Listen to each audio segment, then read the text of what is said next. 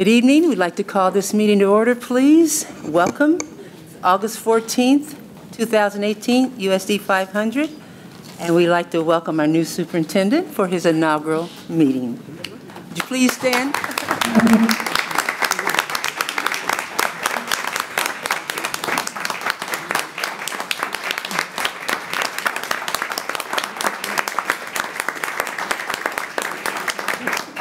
And while you're standing, we can say the Pledge of Allegiance, please. I pledge allegiance to the flag of the United States of America and to the republic for which it stands, one nation, under God, indivisible, with liberty and justice for all. Thank you. Ms. Westphal, will you please call the roll? Harold Brown. Present. Maxine Drew. Present. Janie Humphreys. Present. Brenda Jones. Present. Wanda Brownlee Page. Present. Daldenia Wynn. Present. Stacy Yeager. Present. Thank you. I'd like to now have a motion to approve the regular agenda, please. So moved. Second. It's been moved and seconded to approve the regular agenda. All those in favor say aye. Aye. All those opposed say nay. Motion passed. Communications. Dr. Faust.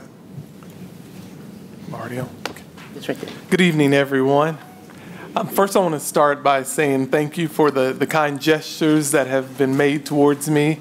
All the school visits that we've made, got here midday on last Tuesday, and we've been rocking and rolling nonstop. And since Tuesday, and so we've been pulling the long hours and making sure that things are in place. I want to thank the entire cabinet for the work that you've done. And I know we've been working midnight oil, the texts, the emails, the telephone calls, and just abrupt walking into one another's offices and getting things done. But I thank you for that. The principals who have acknowledged us in their buildings. It has just been an outpour of just kind spirits.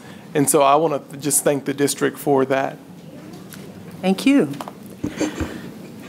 Under the same category, since we've seen you last, we had a successful, I'm sure others will comment, book bag giveaway. And as a special note, Dr. Mosier, the new president of Kansas City, Kansas Community College, included it in his orientation to the new staff for our in-service. So they made it a point to note that it was a successful event. On Saturday, we had the opportunity, and we had many of our first persons, Dr. Faust, Dr. Strickland. We enjoyed the Black Firefighters Parade. And it, too, was significant to help students get book bags and services. So I know other members have some comments. Other communication? I would like to say I had a very interesting meeting with our new counselors when they had their in-service. I learned a lot from them. They're all very excited to be working in our schools. I got to go to the nutrition services managers meeting where they were making last-minute decisions on where they were going to have food and whether the kitchens were going to be done in time. And we had all their backup stuff ready, and we're ready to serve our kids. And then, of course, there was the transportation meeting at Washington where all the bus drivers and the mechanics and everyone were there, excited to get off to a new school year. And Mr. Martin was very nice to invite the board to ride along on the buses. And on Friday, I got to do the Schlegel, Coronado, Eugene Ware, and New Chelsea run. And then yesterday, Miss Brenda and I did Schlegel, Coronado, William Allen White, and JFK. And to see those kids get on the bus and greet their bus driver, we're back, we're back. They were so happy. It was very exciting. And the parents showing their trust in our bus drivers. We've got a wonderful staff. Let's see, what else did I get to do? Went to the book fair, and the parade was very nice, Dr. Faust. I was so glad you could be there. But we've got so many nice things going on in our district.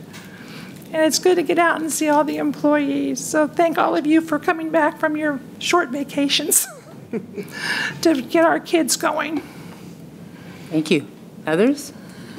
I'd like to say that I did attend the orientation for new teachers here within the district, or new staff members within the district.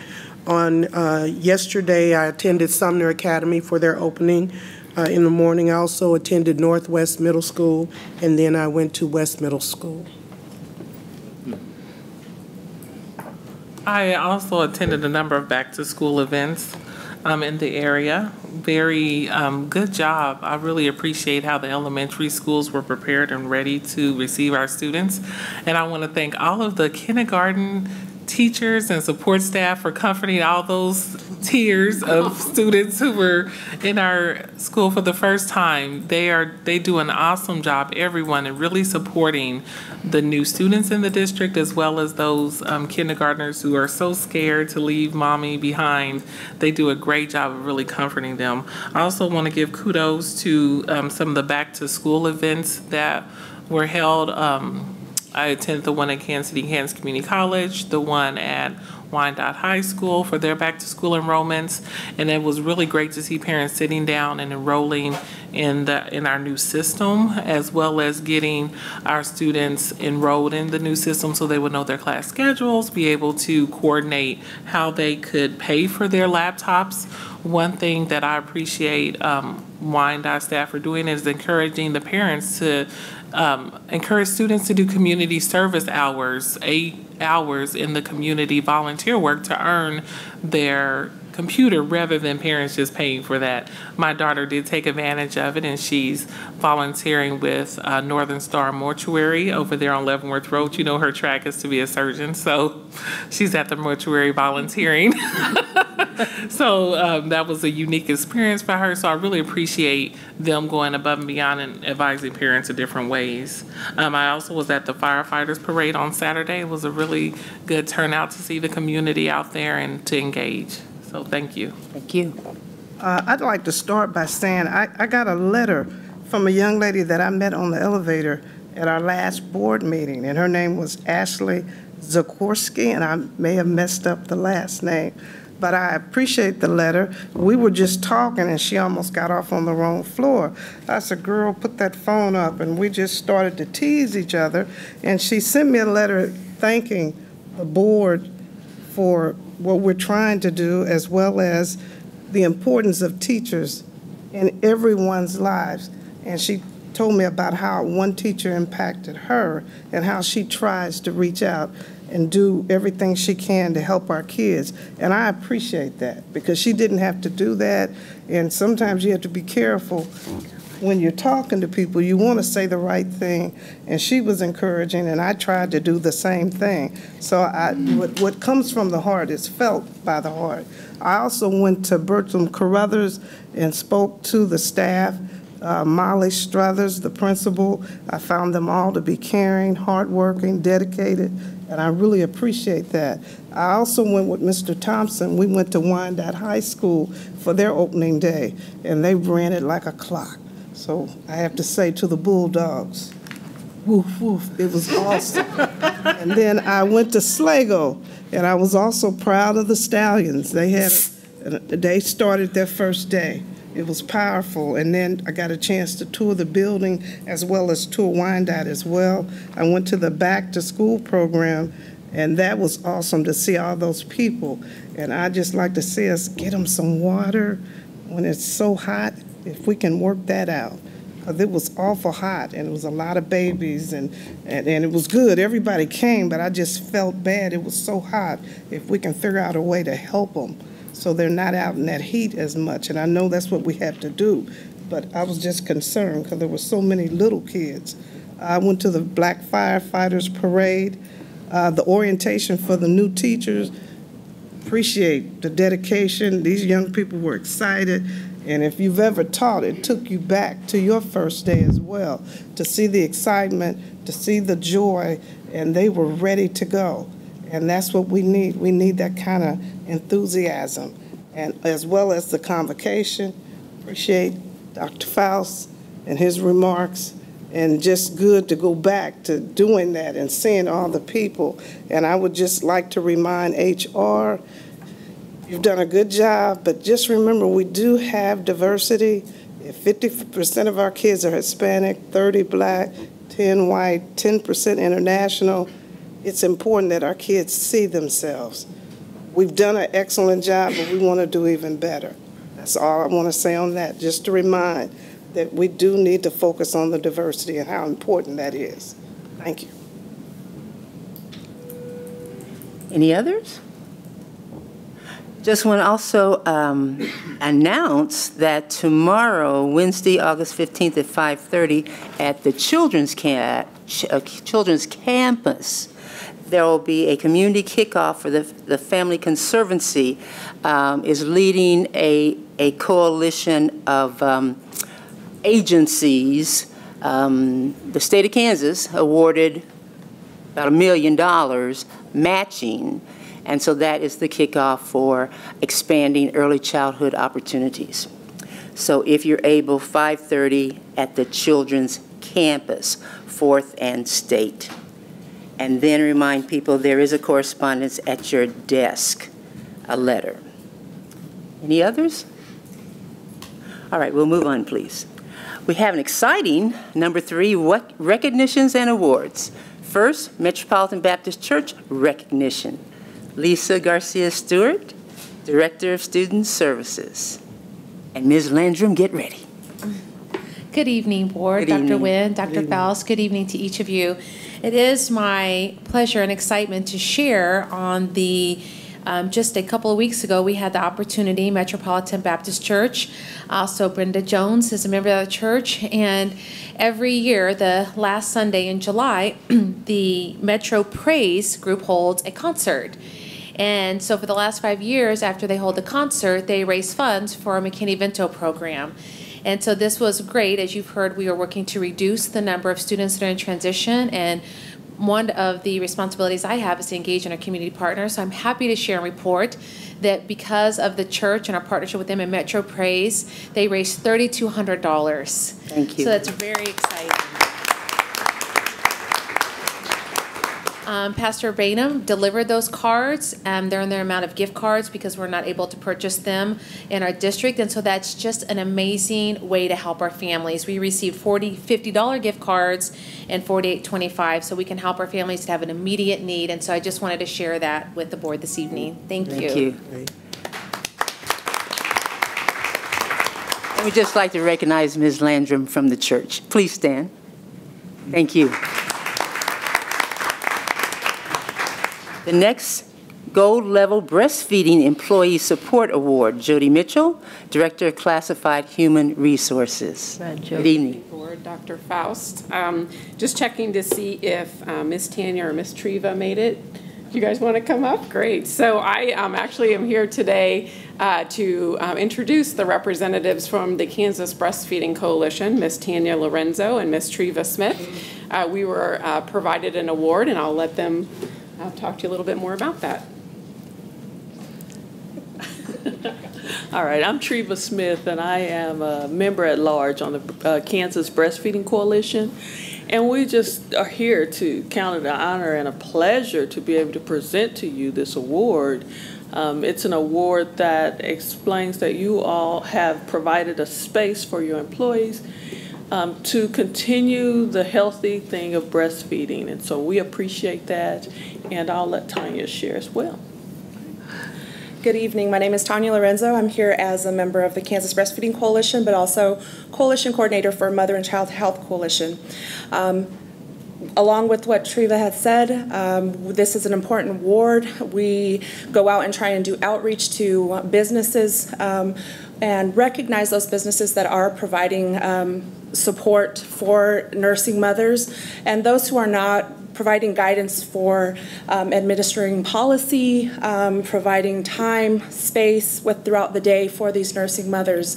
Oftentimes we see new mothers abandon breastfeeding because when they go back to work, there's not any specific accommodations for them. So we feel that this award is very important.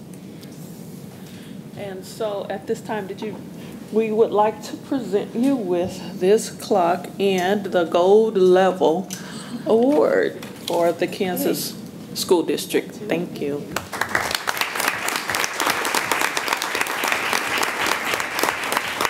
And on behalf of the district, we'd like to allow Dr. Yeager to accept it because we know she is active in the organizations.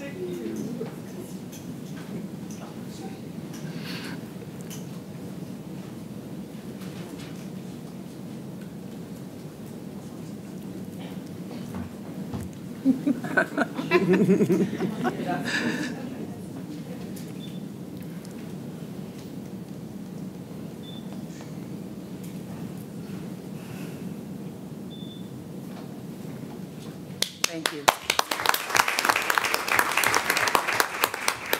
You know, there's a phrase that says, and it gets redundant, that we're stronger together. Each of us has a number of outside activities that you will note that we participate widely in the community, and it's not a new topic, but is a new topic for this school district and community.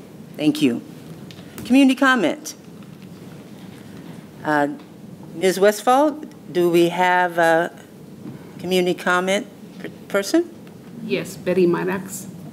Ms. Maddox, Betty Maddox, please come forward. Stronger communication between board and community is a topic. Please state your name when you arrive. Thank you. Good afternoon. Good afternoon. My name is Betty Maddox. You said name and that's it, right? That's good enough. Okay. Yes. My name is Betty Maddox. I'm an advocate for the community. Good evening to Dr. Foss, Dr. Wynn, and the entire board. Good evening. I am here out of concern from the community. We, the community, are trying to support the superintendent and the board in all of your decisions. There are times when you cause us to doubt you when we get information. For example, the interim superintendent leaving the position she was hired to do and not staying the entire time, plus articles in the newspaper. My thoughts would be similar to people going to Vegas and things happen that you don't want out. The saying is, what happens in Vegas stays in Vegas. There are issues that have happened on the board that needed to stay within the board and for the board to iron them out rather than send them out to the public. I would like to make a suggestion or a recommendation that the board attend a workshop that describes their duties, responsibilities, and their area of authority. This would better help them to perform their duties with the board so that there would be no cause for micromanaging or give the community reason for doubt. There have been many issues this year that have caused the community to have reason to believe the board was overstepping on various issues. Our district does not need any arbitrary decisions made by the board that disrupts the education of our children and not being able to move ahead. Education of our children should always be first. And I would like to take this time to thank our teachers for all the work that they have done and are going to be doing during the season. Thank you. Thank you.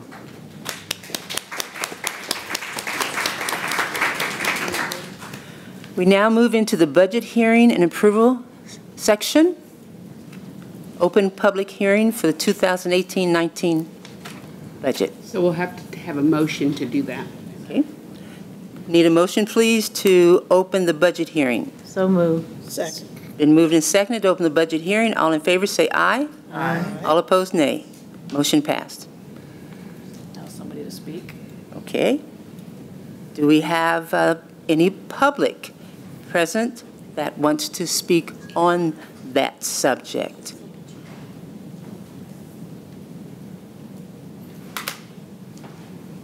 Seeing none, I'll make a motion to close. There's been a motion to close the hearing. Second. It's been moved and seconded to close the public hearing on the 2018-19 budget. All in favor say aye. Aye. All opposed, nay. Motion passed. Now, to approve, We need a motion, please, to approve the budget for the 2018-19 year. So moved. Second. Been moved and seconded to approve the budget for 2018-19. All in favor, say aye. Aye. All opposed, nay. Motion passed. Mrs. Levers. Public Good evening, Library. Dr. Nguyen, Good evening. Board, Dr. Faust. Welcome aboard. I'm going to call on Mr. Hansen to do the library report for you.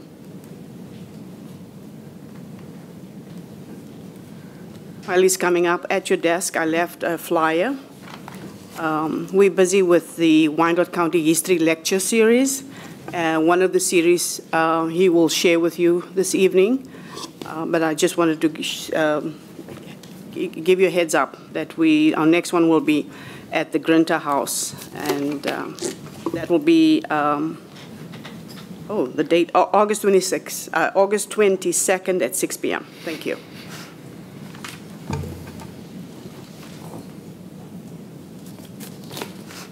Good evening, Mr. Hansen. Good evening, Board. Dr. Nguyen, Dr. Faust, welcome aboard. As you can see, evidently, my moving of a mouse does not have any impact on PowerPoint today. We're just very excited. We're in our final weeks. We're not going to we'll talk about this more next time. Summer reading has just ended. It's one of the big things on our calendar. The library year, this is typically the big end. So we've got one more week at Schlegel, which is our environmental library. And once that's over, we'll be sharing with you hopefully some really great things about summer reading.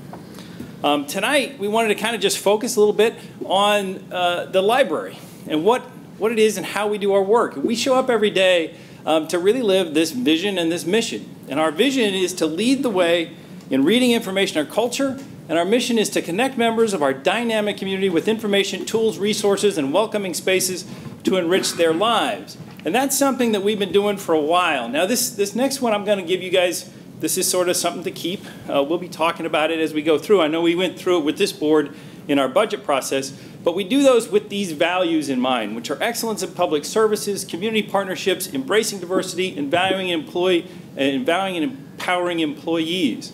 And this is how we hang the work of the public library.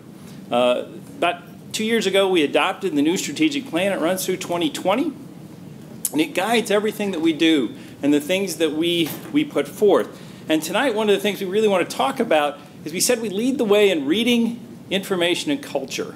And one of the really cool things that happened recently was part of leading the way in culture means that we celebrate the best here in Wyandotte County, and we try to bring the best from outside in. And so one of the things that happened was our Wyandotte History Lecture Series, and we focused on the Sauer Castle. Now, I don't know if everybody knows what this is, but this is in the northeast part, and it's a really, really cool building. Hopefully, we're going to find out. No, he's going to. You're going to get it? All right. So they're going to play a little video. We had two folks who are very interested in doing preservation work for this amazing building, and you're going to see here in just a sec what their talk was about. But we get a commercial, so we'll talk over the commercial here for just a sec. This is part of a big series. We've had 4 so far. We've talked about the Wyandotte Nation Tribe. We've talked about the history of the Kansas City Police Department. And we've talked about many, many things. But here it is. You turn it up. Built in 1871, there is nothing quite like the famous Sauer Castle on Shawnee Road in Kansas City, Kansas. One of the first buildings in America with indoor plumbing and closets. Closets were unheard of at the time. For nearly 150 years, the iconic mansion has fired the imagination of many longtime residents. I grew up with the castle. I grew up driving by it. I have a love of it. I want the same for my children. No one's lived here since the 1980s, and this video from 2011 shows the inside of the home is in shambles. We're still hanging on there. We haven't given up hope yet. Jason Simmons started a Facebook group, a kind of public campaign to save the mansion, but the Sauer Castle is privately owned by a man named Carl Lopp, a descendant of the original owner. Simmons and his group accuse Lopp of repeatedly letting the Sauer Castle slowly decay, only to then pay taxes owed on the property just before it hits the auction block. Yeah, it's very frustrating. You get your hopes up, and then last minute, he goes in and pays for the taxes. I think Jason and I could probably talk for 3 or 4 days up here on the castle. So tonight, dozens packed into this room at the downtown KCK Library to hear Simmons and Brandy Biswell tell the story of the Sauer Castle and why it's worth saving. Biswell hopes this awareness campaign can convince the city, Wyandotte County, and the Historical Society to take ownership of this famous property and restore it to its former glory. There's enough people, I think the city has changed enough in the last 30 years that there's enough people that will stand behind the castle and we can step in and hopefully do something. And of course, we didn't actually produce that. Fox did, the news folks, the local Fox station. They do a really, really good job. There's one more slide that we've got there, and this one. And I want to we're going to just finish with this because I think it's real apropos of the work that we do in the public library. And this is from the patron. So every year in the terms of summer reading, we have a giveaway. Everybody can sign up. If you read enough books, they put their name and they can get a prize. And so one of the big prizes this year was a Galaxy tablet, right? And this is great because this patron was at West Wyandotte. And one of the cool things they said is they really are excited because they get ready to use Hoopla. Now, if you haven't used Hoopla yet, Hoopla is one of the great things that we offer to our public, and it's an e-book delivery mechanism. It delivers movies, it delivers music, it delivers audiobooks, and this person is super excited to get to use this technology to start accessing e-books and reading it that way. So we're really, really excited about that piece of it. And so we touched a little bit on reading, we touched a little bit on culture. We'll get to information in the future. So that's what we got tonight. Any questions from the board? I want to say I do enjoy Hoopla. My family and I, this summer as we were traveling, we listened to a book relating to the new Cinderella, and it was just captivating. And we would have not had that opportunity had we not signed up for our library card and access Hoopla to play, and the whole family enjoyed. So I really appreciate the services available in e-learning so they don't have to have that physical book, but opportunities for our students and parents and community to have access to literature. Absolutely. Hoopla is an amazing product. Love it. I just have a generic question. Sure. I'm always at the West Wyandotte, probably the same time that school lets out. So the kids use it overwhelmingly. Does that same thing happen in downtown library? It's not really close to a school. Not in the same way that West participates, because one of the things that happens is it's about how people can get places, right? And at West, because you're just across the street from Arrowhead Middle School, right. You're going to see a really big impact. Now, that doesn't mean kids don't show up, but it's just in a different way. The other reason that we really pay attention to that and pay attention to kids in particular, and you know, I'll just tangentially, I'll answer really quickly. Carol, about 5 years ago, decided we needed mobile libraries. Right. And part of the reason for those mobile libraries is because we have a transportation issue in many of the places in Wyandotte County. And we don't think of bookmobiles, we think of rural areas. We think of places where, you know, there aren't buildings and there aren't places. Well, I'll be honest with you, this library district leads the way in urban mobile library use. Because one of the things that we understand is when those kids get out, what you should really see sometimes is at 3:40, 3:30, or whenever those buses show up in some of the communities we serve, I can tell you the mobile librarians experience West in their own way. Exactly. It's only in 37 feet by 8 feet across. So it's a little bit smaller of a room. But that is one of the ways that we really reach out and we understand. We always know when school's out because that's when we get the kids, particularly at those mobile light. West has got a big thing. We do see it at the other places. It's just not near in that intensity. That's true. I think I begged for bookmobile for about 5 or 6 years, so when you finally got it, I had to be there. So I really appreciate it. Other comments, questions for our library? Thank you. Thank you very much. Reports of the superintendent. First read the KASB recommended policy updates. Dr. Faust. Get to it.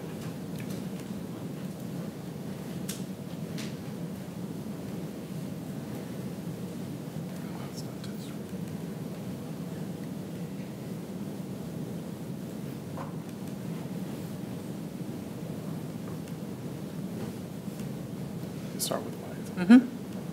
So this policy is proposed by the KASB and reviewed by our legal counsel.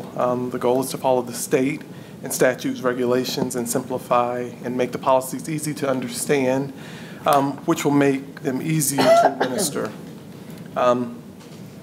Our priorities are safe and respectful learning environments, high expectations for student achievement, high-performing workforce, and asking that the board would accept the first read of these policies. If I might, I could give a little bit of detail on this. So as I reported to the board last month, KSB provides model policies to the district, and every summer they update those policies based on changes in the law, changes in regulations, or changes in process. We get those in. We got them late this year, so that's why you're getting them late on your agenda. Normally we'd be doing this earlier in July. And so this is sort of the first group of those. We'll have a second group probably next month for a first read as well. But basically what we do when we get these revisions from KSB, we compare them to our current policies and practices to make sure they're tailored to what the district actually does. And so what you have here is the ones that we've been able to get through tonight for first read. And then you'll approve those formally at the next board meeting, or if you have suggestions or questions between now and the next meeting, let me know or bring them up at the next board meeting and we can adjust them at that point in time. But this is just the first read for the policies based on the revisions recommended by KASB. Okay. So for next board meeting, please read these. What are they about? There's a large number. There are. Yeah, so, and the strike-throughs are omits, and the red language are the updates. That's correct. Okay. That's correct. So please take care of that. So clarification, if there's a grammatical because the red ink. Tell me so we make sure we get it fixed. Okay, thank you. Yeah.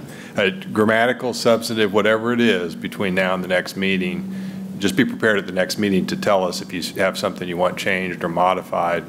If it's more substantive, maybe let me know in between now and the next meeting so we can make sure we address it and cover it correctly. Okay. But the purpose of the two reads is to, one, have a read so you guys have a chance to see them all. They're publicly released because they're going to be board policies. And then at the next meeting, we'll adopt the changes if that's within the board's purview or desire to do so at that time. And we're going to have a second group because we just weren't able to get through all of the proposed ones this time. So there'll be a second group of first reads probably next month as well. Okay, thank you. Okay. And then what is the lag time between us approving and them going on the web? Should be pretty quick. Okay. Next day or day or two. Immediately. And they're in effect as soon as you adopt them. Okay. So whether they're on the web or not, they're in place. All right. And a couple of these, because they've got some substantive changes, there'll be training to staff and stuff on it as well once they're adopted. Great. Okay. All right. Other questions, please? None? All right. Next item is the consent agenda. So are there any items that any members want pulled? If not, I entertain a motion to accept the consent agenda. So moved. Second. It's been moved and seconded to approve, accept the consent agenda. All in favor, say aye. Aye. All opposed, nay. Motion passed. Item number 9, payment of the bills. Any questions, comments about the payment of the bills? Dr. Mathers? Yes, ma'am.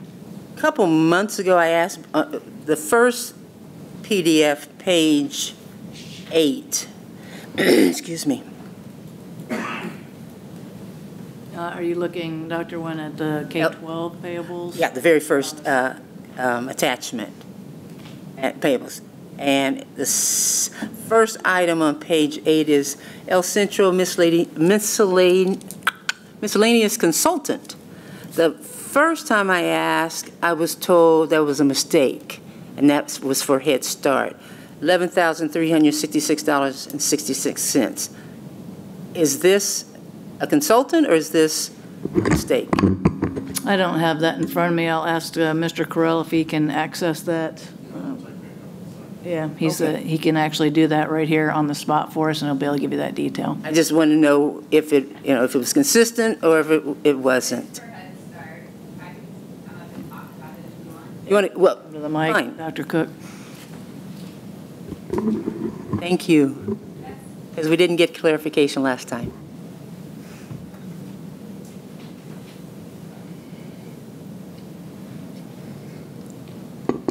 We pay El Centro a per child amount per month, and so it's a contract we have with them. So it's a recurring monthly payment that we give to them. So this is for Head Start? Mm-hmm. It's for Head Start. So why isn't it identified as Head Start? We can't identify it? I don't think that we're pulling out Head Start separate from the other bills anymore, so it will just be part of the bills that you receive for the whole school district. Oh, well, we were discussing that. Why is that? Why don't we pull the Head Start bills out? We had it set up in the past because a former board member was the CEO of El Centro, so she had to either abstain all the time, and we separated that so you could vote on one payment of bills and then the other separately. Right. Since you don't have that conflict, we put all the payables back together. Okay. You can always separate them, but then you'll be separating your payment of bills for lots of different programs. I'm not sure I would recommend that to you, but. Thanks for the clarification. Thank you. We needed to know that. Thank you, ma'am. Thanks. Any other questions on payables, please? I just had a question on School Loop. I saw that it's still on here along with the new software system. How long do we have that contract, or does it run concurrently with what we have, or? I don't have the dates of the School Loop contract, but we will continue the School Loop contract throughout this year and for future years, to my knowledge. The new Infinite Campus is our student information system, which is what gathers all of the data about our student population for enrollment purposes. But the School Loop, Dr. Strickland and his team can probably speak to that a little bit better than I, but that's really a format in which, and a software application and platform for parents to access information from their teachers and from the school. So two separate software applications. Okay, and I think he's coming up. How about that? Mr. Fives? Mr. Fives? Did I do okay, or was I way off? Close. Okay. Actually, so I tried. School Loop is no longer our grade book, and the communication part that's being taken over by Infinite Campus. But what it did do is give us school websites. So they're able to build websites, each individual school, and it's also actually, what do they call that, accessible. So there's a new law that all the websites have to be accessible, and School Loop does that for us. So a question, I've looked at a couple of websites. Is there any regulation that we have currently that sets the standard for the school sites? Are they updated by your team or by the individual school, or what is individual school right now, but we're actually, communications department is actually working on policy that will set standards for all of them so that they're all the same, essentially. Okay, great. Well, thank you. Thank you, Mr. Fives. Thank you, Mr. Fives. I got a question. Dr. Mathers, pardon me if I ask, if I sound a little redundant, but I asked a question before about the payable report. And as I look at it, it is, you know, you have different expenses all over the place. And you gave me a response as to why they could not be lumped together. And I think it was your check system didn't allow that. Is that correct? It's how we just run the report. So it actually is just running all of the payables, and they're not classified. They're classified by vendor, so you'll see the vendor name. Right. But we don't have them categorized by description, particular function, or particular category. They're not disaggregated that way. So you answered the question, I think, correctly. Yeah. We just run all of the checks, basically, into a payables report. I see. And then the descriptor that I think Dr. Nguyen was even referencing at one point, maybe why it doesn't say Head Start and it might say consultant. Right. That's really part of the actual system itself. We have only so many descriptions that we can actually code and use in the system, and they're all aligned with the state reporting system. So that's where those descriptions come from. We don't actually write those descriptions or create them, but we essentially select them, if you will. Okay, just say, for instance, just staff mileage. Is that a designation from the state? Is that staff mileage, as far as that's the designation for the description? Now we'll have the individual's name if we're paying an individual for that. Is that what you're looking But at? no. So there's no way that we can lump all staff mileage together. And we have to run the report for every check, essentially. We cover see. every payment that we're making. Right, So it okay. doesn't aggregate all of the staff mileage for everybody per month, for example. It's actually based on Okay. every single check that we have to process. Okay. Just makes it a little, That's why it makes it cumbersome. yeah, it really Hundreds does. of thousands of checks over a period of time, yeah. Okay, thank you. Any other questions on payables? Entertain a motion, please, to approve the payment of bills for K-12 and library. So moved. Second. It's been moved and seconded to approve payment of bills for K-12 and library. All in favor, say aye. Aye. All opposed, nay. Motion passed. Okay. We need a motion to recess to executive session for discussion of superintendent goals pursuant to the exception for non-elected personnel under Kansas Open Meetings Act. At 5:45 for 15 minutes, and the board will return to open session at 6 p.m. with no action to follow. Motion, please. So moved. Second. It's been moved and seconded to recess into executive session at 5:45 for 15 minutes. Board will return at 6 p.m. with no action to follow. All in favor, say aye. Aye. All opposed, nay. Motion passed. There was still I'd like to have a motion, please, to come back into regular session. So moved. Second. It's been moved and seconded to come back into regular session. All in favor, say aye. Aye. All opposed, nay. No, motion passed. Okay. The next item, approved contract addendum with Corporate Integrity Systems, LLC.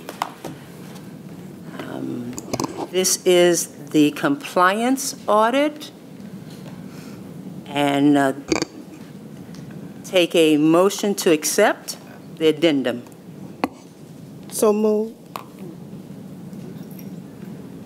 second. It's been moved and seconded to approve contract addendum with Corporate Integrity Systems, LLC. All in favor, say aye. Aye. Discussion. After we, excuse me, you're correct. Please have Mr. Goheen explain the contents of the addendum. Thank you, Ms. Janey. So the board had previously approved a contract with was it Corporate Integrity Systems, I think is the name of the company, yes, to conduct a compliance audit of the district's administrative positions to ensure that the board policies regarding recruitment, hiring, assignment of compensation for those administrative positions were being followed, and also to determine, to have corporate integrity systems to review board policies, interview staff, review relevant documents and job descriptions and things of that nature to ensure that board policies were being implemented and provide a recommendation for compliance to the board if there was non-compliance found in any of those positions. And having discussions with corporate integrity systems, since that time there was some discussion about the need to look at certain documents and to clarify what was meant by certain parts of the audit. In other words, what was meant by administrative positions, what was the scope of the audit intended to be. And so the addendum is intended to address those issues, and you've got three parts to the addendum that are in place. One is a definition that was proposed by Corporate Integrity Systems to define what the administrative positions to be reviewed are meant to be as part of the audit process, what was meant to be included in that audit that is being conducted. The second is to ensure that the resources and availability of information is available to the corporate integrity systems while they're providing the audit, and including a private and confidential area to work, access to the building and personnel files, and access to payroll information. And then the last issue is one to make sure that confidentiality is maintained. Obviously, the person performing the audit would have access to information contained in individuals' personnel files that would be considered confidential, things such as health information, Social Security numbers, things like that, that are maintained in people's personnel files that are confidential. And so the purpose of the last provision is one that we included to make sure that that information stays confidential and is not to be divulged to any third party or presented outside of the scope. That's for our employees' benefit in terms of the review. Ultimately, the goal of the audit, as I understand it, is for there to be a report of findings made back to the board to just make recommendations to the board as to whether board policies are in fact being implemented and followed with regard to those processes, and if not, make recommendations to bring those into compliance. Other comments, please. Mr. Goheen, did you write this entire contract? I did not. The initial contract was drafted by Corporate Integrity Systems. The addendum, I talked to Ms. Barksdale, who is the attorney who's the principal for Chief Integrity Systems. Since she was the one performing the audit, I asked her to address the scope issues and also to identify what she needed to complete the audit successfully. So the first two provisions, the definition scope of the administrative positions, as well as the what she needed, the cooperation with the audit provision, are language that she drafted, and the confidentiality provision was a provision that I drafted, which is similar to other confidentiality provisions we put in contracts with other vendors. Okay, so the contract from CIS did not include number 3. You had to add that in, correct? That's correct, yeah. Okay. I have. In fairness, Ms. Barksdale had suggested including a confidentiality provision as well. So I don't want to make it look like it was just me. No, but you added that in. Okay. I have some other concerns. I've had people from the community approach me. I've also had employees. And I will share those concerns with you. I hope my voice will hold out long enough. Most of you know I don't have much of a voice. I'm still struggling with understanding what we're trying to answer. What are the questions? Clearly, there's a desire to expand the current audit to include non-administrative positions. Why? From the contract addendum, the definition of administrative positions are: administrative positions shall include all positions considered administrative, including but not limited to officers, directors, executive directors, coordinators, instructional coaches, technicians, bus drivers, and administrative board support. Administrative tier positions include all personnel positions at KCKPS except teachers, police officers, and library employees. Why are those 3 separated out? In general, administration includes the superintendent's council, executive directors, coordinators, managers, principals, and assistant principals. These positions are charged to manage programs and evaluate employees. Administrative positions manage and evaluate. Instructional coaches, bus drivers, nutritional service workers, IT, shop, custodial, paraprofessionals, etc. These positions do not evaluate or manage programs, so they're not administrative. If we're trying to understand the cost of administration in the district, we should use the definition that is required by the state accounting system. Efficiency studies have been conducted by the Kansas Legislative post-audit of the district. Have we reviewed the results? Would it not be practical and prudent to review this report to determine whether or not the district is overstaffed with administrative positions? We received a report at the June 26th BOE meeting under Superintendent's Communications from Integrity Consulting Solutions regarding 6 individuals that Dr. Nguyen had identified as victims of discrimination in her April 17th email, which found no evidence of discriminatory hiring practices. There were suggestions made to improve communication between our applicants and our HR department. The previous contract with CIS was signed on June 2nd. How much work has been done under this contract and what are the results? How much of the $85,000 in taxpayer money has been to date on this investigation? That $85,000 equals about 400 days of a substitute coverage. Have timesheets been submitted documenting work done? Have some specific problems been identified that require further investigation? And if not, then what is the point of the contract addendum? The board as a whole has not received any reports from this company. Again, I would ask for clarification. What is the question or questions that we are trying to answer? How is the CIS inquiry expected to improve the district? This contract doesn't have perimeters or objectives. We require our teachers to post objectives and learning goals using scales.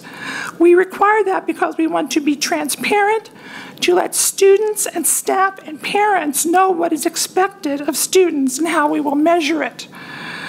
So what is the objective of this contract? What is being looked for? We don't let our teachers say, "I'll know it when I see it." We make them explain what is expected and how it would be measured. Do we not hold ourselves as the Board of Education to the same standards?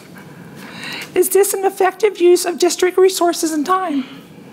So we don't know what we're looking for, we don't know what we will do with what is found, and we don't even know if this is the lowest responsible price for this type of investigation.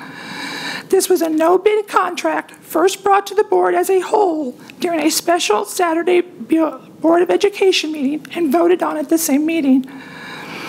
As I said, many employees have contacted me concerned about this. It says, whereas CIS will prepare a written report of its findings to the Board of Directors. What personnel and confidential information may be contained in the report to the board that we as a board should not have access to? And this statement, all district employees and contractors shall cooperate with the board-sanctioned audit. Employees, whether it's justified or not, are perceiving this as a threat, that if they give the wrong answer or decline to answer any questions, they fear they will lose their jobs. This is a real concern of employees. KCKPS shall provide CIS with access to personnel files, paper and electronic, and access to payroll information. Confidential information includes, but not limited to, Social Security numbers, information from the individual's personnel file, and medical and health insurance records. As part of this audit, CIS may obtain or have access to such confidential information, whether from interviews, documents, or other means. How would you feel if you were one of our employees? Would you want to work in a place that makes copies of your confidential personnel files available to outside entities in this era of hacking and shrinking privacy? We've all seen the reports about leaks. How do we know people's sensitive information will be kept in accordance with the laws? We have no idea who will be allowed access to the information. Can individual employees appeal for protection from sharing any part of their employment file, medical information, something else? If a leak occurs, who's going to be responsible? The district? Where would the money come from to address such an issue if we were sued? From taxpayer money intended to provide education for our children. Are district contractors, like construction companies, vendors, going to be asked to provide information internal to their business? It says contractors in this contract. Who will do business with us if they think we're going to be interfering in their business? The Board of Education is elected to develop a mission and set policy and hire a superintendent, then to respond to the recommendation of the superintendent and the expert staff that they hire. We are policymakers, not administrators of our district.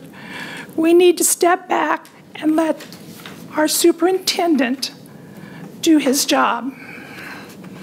I will be voting no on the addendum to the contract. Thank you. Other comments?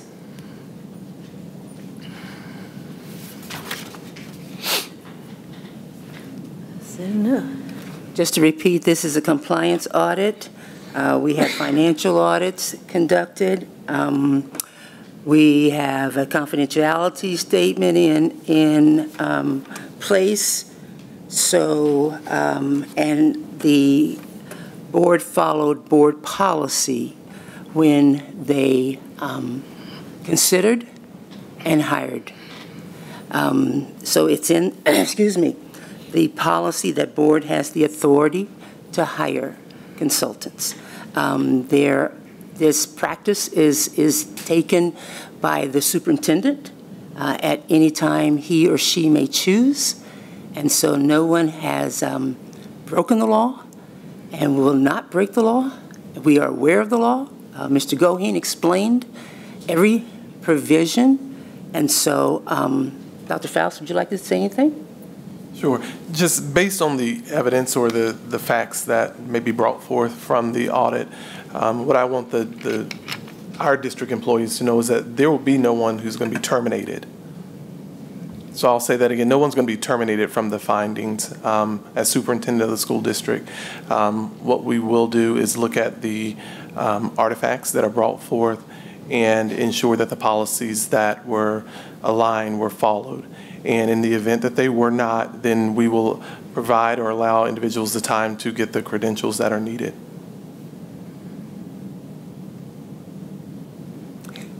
Other discussion, please, if there's any.